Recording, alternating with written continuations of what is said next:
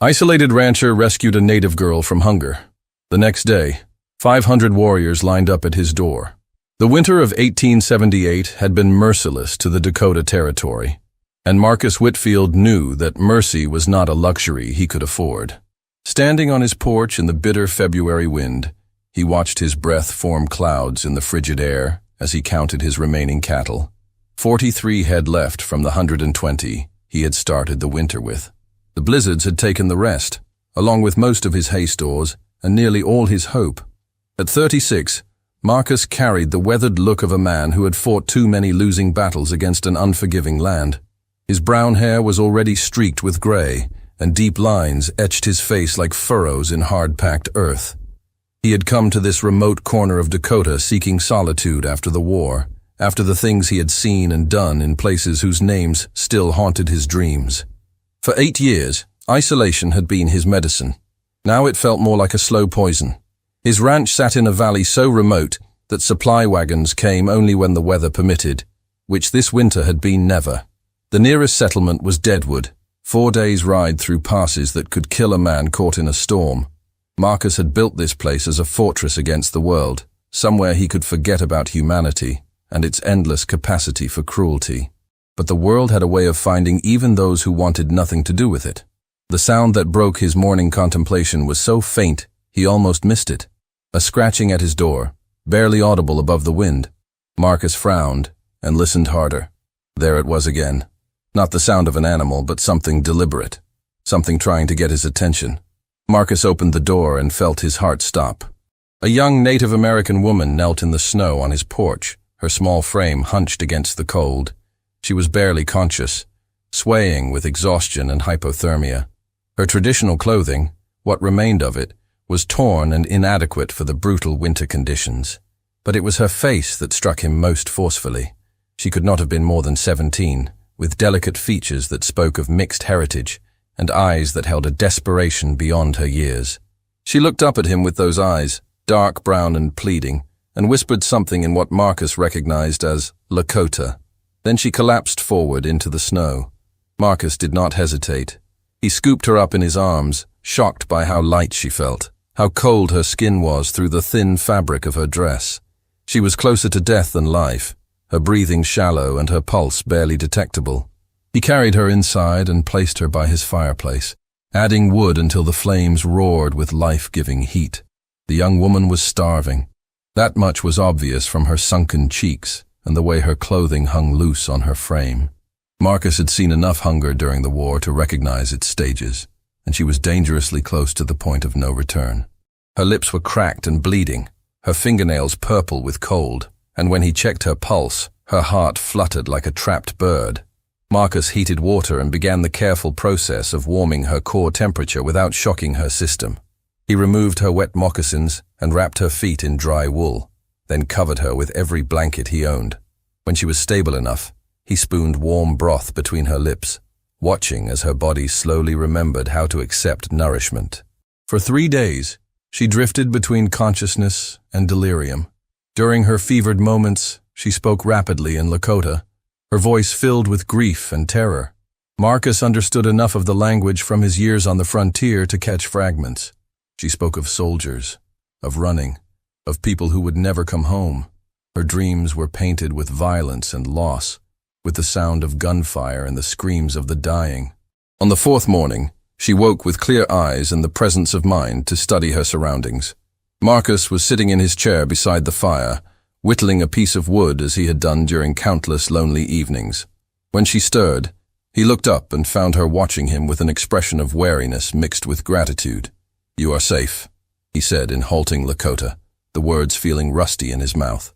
Her eyes widened at hearing her native tongue, and she responded in English that was accented, but perfectly clear. "You speak the old language." "A little. Learned it during my army days." Marcus set down his whittling and studied her face. "What is your name?" "Ayana. It means eternal blossom." Her voice was hoarse from disuse, but there was strength beneath the weakness. "You saved my life." Marcus felt uncomfortable with the gratitude in her tone. Anyone would have done the same. "No," she said with quiet certainty. "Not for someone like me. Not in these times." The weight behind her words spoke to the reality of frontier life, where racial tensions ran as deep as winter frost, and kindness across cultural lines was often seen as betrayal. Marcus understood what she meant, even if he did not want to acknowledge it. "How did you come to be at my door?" he asked. Ayanna was quiet for a long moment, as if deciding how much truth she could afford to share. "My village was attacked. Soldiers came in the night, said we were harboring hostiles. There was shooting, fire. Many died." Her voice remained steady, but Marcus could see the pain in her eyes. "I ran into the storm and kept running until I could run no more." Marcus felt a familiar knot form in his stomach. He had heard too many stories like this during his years in uniform, stories of miscommunication and mistrust that ended in bloodshed. The frontier was a place where fear often trumped justice, where a single nervous trigger finger could ignite conflicts that burned for generations. "How long were you walking?" he asked. 5 days, maybe 6. Time becomes unclear when you are dying. Ayanna managed a weak smile. "I was looking for my uncle's band to the north, but the storm made me lose my way. When I saw your light, I thought perhaps the spirits had taken pity on me." The thought of this young woman wandering alone through the Dakota winter, slowly starving and freezing, filled Marcus with an anger that surprised him. He had tried to bury his capacity for righteous indignation along with his other emotions, but apparently some feelings ran too deep to be completely suppressed. Over the following days, as Ayanna recovered her strength, Marcus learned more about her story. She was the daughter of a minor chief named Grey Wolf, whose small band had been trying to reach the reservation when they were overtaken by blizzards and forced to make winter camp in a sheltered valley. The soldiers who attacked them claimed to be responding to reports of raiding parties, but Ayanna insisted her people had been peaceful, focused only on survival through the harsh winter. "We had no weapons except hunting tools," she told Marcus as they sat by his fire one evening. "No horses fit for war, no supplies for raiding. We were barely surviving ourselves. But the soldiers saw only Indians outside the reservation and decided we must be guilty of something." Marcus understood the logic, if it could be called that. In the aftermath of Little Bighorn and other conflicts, military commanders were under pressure to show results. Sometimes that pressure led to actions that had more to do with politics than justice. "Do you know if any of your people survived?" he asked gently. Ayanna's composure wavered for the first time since she had awakened. "I do not know. The shooting was still happening when I ran. I pray that some escaped, but—" She trailed off, unable to voice her fears. Marcus found himself drawn to Ayanna's quiet strength, to the way she carried her grief with dignity rather than bitterness. She reminded him of why he had once believed in protecting the innocent, before the war had taught him that innocence was often the first casualty of human conflict. As February gave way to March, Ayanna began to help with the daily tasks that kept the ranch functioning. She had a natural way with animals that amazed Marcus, calming his skittish cattle with soft words and gentle touches. Her presence in his cabin brought a warmth that had nothing to do with the fireplace, filling a loneliness he had not realized how deeply he felt. "Why do you live so far from other people?" she asked one morning as they worked together to repair a section of fence damaged by the winter storms. Marcus considered his answer carefully. "Because people disappoint you. They do terrible things to each other and call it necessary. Sometimes it is easier to avoid them altogether." "But avoiding people also means avoiding the good they might do, the kindness they might show." Ayanna's eyes were serious as she studied his face. "Like the kindness you showed me." Her words touched something in Marcus that he had thought long dead. For years, he had used isolation as a shield against the pain of human connection. But Ayanna's presence reminded him that shields could also become prisons, cutting him off from the very experiences that made life worth living. One morning in early March, as they worked together to move his surviving cattle to a new pasture, Ayanna suddenly stopped and tilted her head toward the horizon. "Do you hear that?" she asked, her voice tight with sudden tension. Marcus listened, but heard only the usual sounds of prairie wind and cattle lowing. "What am I supposed to be hearing?" "Horses. Many horses coming from the south." Ayanna's face had gone pale, and her hands trembled slightly as she shaded her eyes against the morning sun. "They are still far away, but getting closer." Marcus strained his ears and finally caught it. A low rumble in the distance, rhythmic and growing stronger. At first, He thought it might be thunder from an approaching storm. But thunder did not maintain such a steady beat, and it did not grow progressively louder with each passing moment. "How many?" Marcus asked, though he was already moving toward his rifle. Ayanna climbed onto a fence post for a better view, scanning the southern horizon with eyes that had been trained from childhood to read the subtle signs of the prairie. "I see dust clouds. Many dust clouds." Her voice was barely above a whisper. "More horses than I have ever seen in one place." Marcus felt ice form in his veins as he climbed onto his cabin roof for a better vantage point.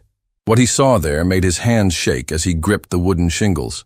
A line of riders stretched across the prairie like a dark wave, their forms wavering in the morning heat like a vision from a fever dream. Even at this distance, he could distinguish the distinctive silhouettes of Native American warriors mounted on their swift ponies. But this was not a typical war party. The formation was too large, too organized, too disciplined. This looked like an army. Marcus scrambled down from the roof and found Ayanna standing rigid beside his cabin, her face a mask of conflicting emotions. "Do you recognize them?" he asked. "The banner in the center, that is my father's war standard." Her voice was steady, but Marcus could hear the underlying current of fear and hope. "But there are others, many others. I see the colors of at least 7 different bands." The implications hit Marcus like a physical blow. Ayanna's rescue had somehow become the rallying point for a massive gathering of Lakota warriors. His isolated ranch was about to become the center of what could be the largest Native American military force assembled in the Dakota Territory since Custer's defeat. "How many warriors are we talking about?" Marcus asked, though he was already counting heads in the approaching formation. 500, perhaps more. Ayanna's voice carried the weight of someone who understood the political ramifications of what they were seeing. "When word spread that soldiers attacked my father's peaceful band, other chiefs would have been angry. This is not just a rescue party. This is a council of war." Marcus felt his carefully constructed isolation crumbling around him like a house of cards. For 8 years, he had avoided the conflicts that raged across the frontier. Now one of the largest Native American armies in recent memory was riding toward his front door, and at the center of it all was a 17-year-old girl he had saved from starvation. "What will they do when they find you here?" Marcus asked. Ayanna was quiet for a moment, studying his face with those dark, intelligent eyes. "That depends on what you have done to me. I have done nothing but try to keep you alive. I know that. But will they believe it? Will they see a white rancher who saved a chief's daughter? Or will they see another enemy who must be punished for the crimes of his people?" Marcus realized that his fate now rested entirely in the hands of this young woman he had known for barely 3 weeks. Everything would depend on how she chose to present their relationship to her father and his allies. The war party crested the final ridge and spread out across the valley floor like a human tide. Up close, they were even more formidable than Marcus had imagined. These were professional warriors, men hardened by generations of conflict and united by a justified rage against white encroachment on their lands.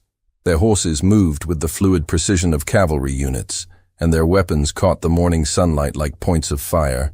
At the center of the formation rode a man who could only be Chief Grey Wolf himself. He was perhaps 50 years old, with long black hair arranged in traditional braids, and a face that bore the weathered dignity of a leader who had guided his people through impossible times. Even from a distance, Marcus could see the intelligence in his dark eyes and the way the other warriors looked to him for guidance. Grey Wolf raised his lance, and 500 warriors fell silent as if commanded by a divine voice. The only sounds were the snorting of horses and the whisper of wind through prairie grass. Marcus had never experienced such focused, potentially hostile attention. He felt like a single white pebble on a beach of dark sand, visible and vulnerable, and utterly alone. The chief urged his horse forward, leaving his warriors in formation as he approached Marcus's cabin. He rode slowly, deliberately, his eyes taking in every detail of the modest ranch. When he was 50 yards away, he stopped and called out in Lakota, his voice carrying clearly across the distance. Ayanna stepped into view, and Marcus heard her sharp intake of breath. For a moment, father and daughter simply stared at each other across the space that separated them. Then Grey Wolf spoke again, his voice breaking with emotion that even Marcus could recognize. What followed was a rapid exchange that Marcus could not understand, but whose emotional content was unmistakable. Love, relief, anger, and anguish flowed between father and daughter in the musical tones of the Lakota language.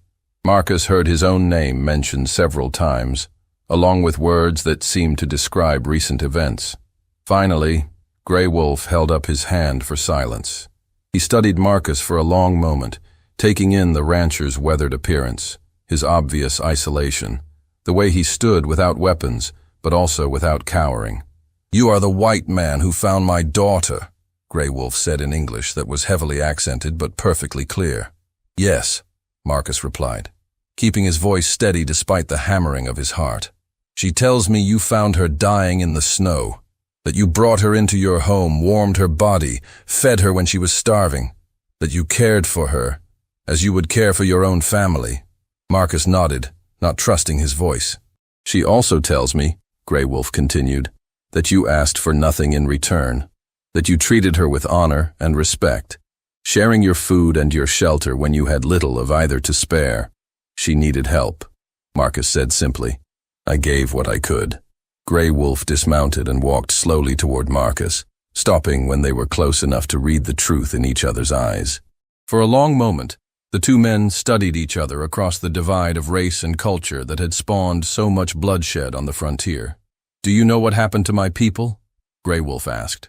Marcus had heard only Ayanna's version of events, but he suspected there were details she had not shared. "Only what your daughter told me, that soldiers attacked your winter camp. 37 of my people died that night, including children who had never harmed anyone." Grey Wolf's voice was controlled, but Marcus could hear the grief beneath the surface. "The survivors scattered into the storm like leaves before a wind. I thought my daughter was among the dead." The weight of that loss was evident in every line of the chief's face. Marcus tried to imagine losing a child and realized that such pain would be beyond endurance. "I am sorry for what happened," Marcus said, and meant it. Grey Wolf nodded acknowledgement, then looked back toward his assembled warriors. "When word spread of the attack on my peaceful band, other chiefs sent warriors to join my search for survivors. What began as a rescue mission has become something larger." Marcus felt his stomach tighten as he began to understand the political implications of what was happening. Larger how? These warriors represent 7 different bands, united by anger over the attack on non-combatants under a winter truce. They have come seeking justice for the unprovoked killing of innocents. Grey Wolf's eyes were steady and serious. "Some believe that justice requires blood for blood, that white settlements must burn as our village burned." The threat was clear, even if it was not explicitly stated. Marcus was looking at the largest gathering of armed Native Americans in the region, united by grief and anger over the massacre of Grey Wolf's people. His isolated ranch had become ground zero for what could be the beginning of a full-scale frontier war. "But you do not agree with them?" Marcus asked. "I am torn between grief and wisdom. My heart cries out for vengeance against those who murdered my people. But my mind knows that more killing will only bring more soldiers, more death, more suffering for those who remain." Grey Wolf paused, seeming to weigh his next words carefully. "However, my daughter has given me a different perspective on white men. She has told me about your kindness, about the way you saved her life without thought of reward or recognition." Marcus felt heat rise in his cheeks. "I did what anyone should do, but not what everyone would do. In these times, many white men would have seen only an enemy to be turned over to the soldiers. You saw a human being in need of help." Grey Wolf's voice carried a note of respect that surprised Marcus. "That gives me hope that not all of your people are lost to hatred." The conversation was interrupted by movement among the assembled warriors. Marcus could see heated discussions taking place, with some men gesturing toward his cabin in ways that did not look friendly. The unity Grey Wolf had spoken of was clearly not universal. "Some of your warriors do not share your hope," Marcus observed. "No, they do not. They have lost too much, seen too much violence, to believe that any white man can be trusted." Grey Wolf's expression was grave. "They see you as a symbol of everything that has been taken from us. They want to make an example." Marcus felt his mouth go dry. "What kind of example?" "The kind that would send a message to other whites about the price of attacking peaceful villages." Grey Wolf's words carried the weight of prophecy. They believe that if we show mercy to you, it will be seen as weakness, that more attacks will follow. The political complexity of the situation was staggering. Grey Wolf was caught between his personal gratitude for Marcus's kindness to his daughter and the demands of his warriors for justice. A single wrong decision could either escalate the conflict to unprecedented levels or potentially create an opportunity for peace. "What do you want me to do?" Marcus asked.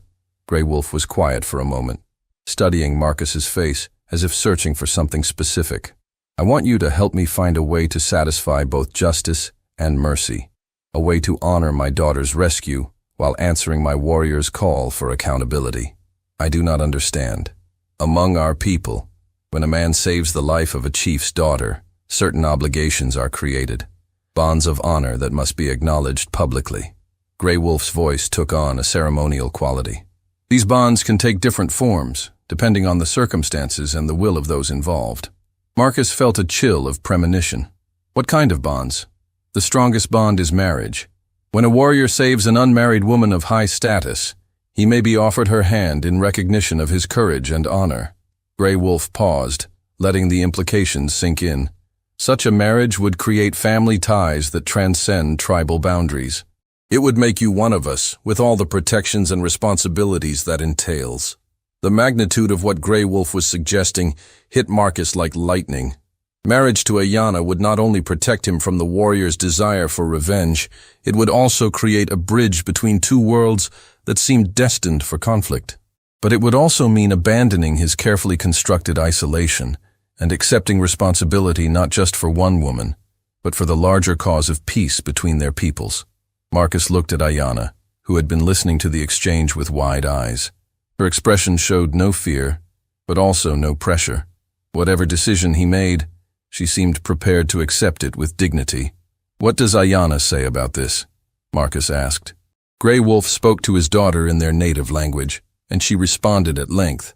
Marcus could not understand the words, but he could hear the strength and conviction in her voice.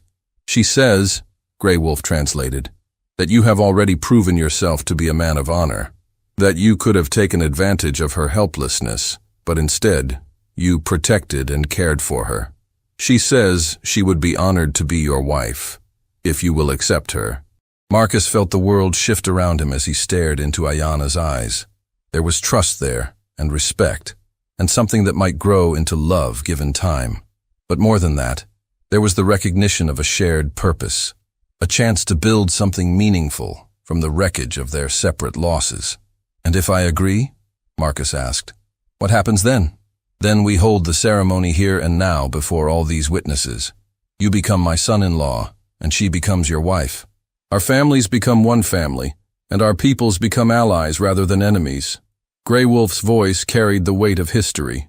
"And when other whites ask why 500 warriors rode to your ranch, you tell them they came to attend a wedding, not to plan war." The elegance of the solution was breathtaking. A marriage ceremony would transform a potentially explosive situation into a celebration while creating bonds that both cultures would understand and respect. But Marcus also understood the risks. There would be whites who would see his marriage to a Lakota woman as betrayal, just as there might be warriors among Grey Wolf's people who would view any alliance with whites as weakness. Thunder rumbled in the distance, and storm clouds gathered on the horizon. Marcus looked up at the darkening sky, then back at the faces watching him. 500 warriors waited for his answer, their futures somehow connected to his decision. Marcus stepped forward and offered his hand to Grey Wolf. "I accept your proposal with honor." The ceremony that followed combined elements of both Lakota and Christian traditions, conducted in both languages with 500 warriors as witnesses. Ayanna wore wildflowers that she gathered from Marcus's small garden, their bright colors vivid against her dark hair. Marcus wore his best shirt, the one he had kept from his army days, and felt the weight of his past giving way to the possibility of a different future. When the vows were spoken and the rituals completed, Marcus found himself married to a woman who had brought purpose back to his empty life. As Ayanna took his hand and smiled at him with genuine warmth, he felt something awaken in his chest that he had thought lost forever. The celebration continued through the afternoon, with warriors sharing Marcus's limited supplies and teaching him songs in their native language. As evening approached and the time came for departure, Grey Wolf spoke privately with his daughter, while Marcus watched from a respectful distance. "She is your wife now," Grey Wolf told Marcus as he prepared to mount his horse. "But she is still my daughter. Her safety and happiness are your sacred trust." "I understand," Marcus replied. "You have my word." Grey Wolf nodded, then looked out over the valley that would now be connected to his people through the bonds of marriage. "The old world is ending," he said. "What comes next depends on choices made by people like you and me. Choose wisely." That night, as Marcus and Ayanna sat by their fireplace listening to the storm that had been threatening all day, she asked him about his fears. "Are you afraid of what this marriage will mean?" Marcus considered the question carefully. "Yes, but I am more afraid of the man I was becoming in this isolation. You have reminded me that some things are worth the risk." Ayanna smiled, and Marcus felt his heart lift in a way it had not done since before the war. Outside, rain drummed against the windows, but the cabin felt warm and alive in a way it never had when he lived there alone. Tomorrow would bring challenges. There would be questions from authorities, resistance from those who opposed any cooperation between whites and Native Americans, and the ongoing struggle to build a life together across cultural divides.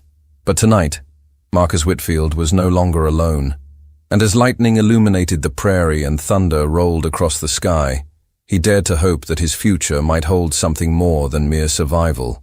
Perhaps it might hold the chance to heal some of the wounds that divided their world.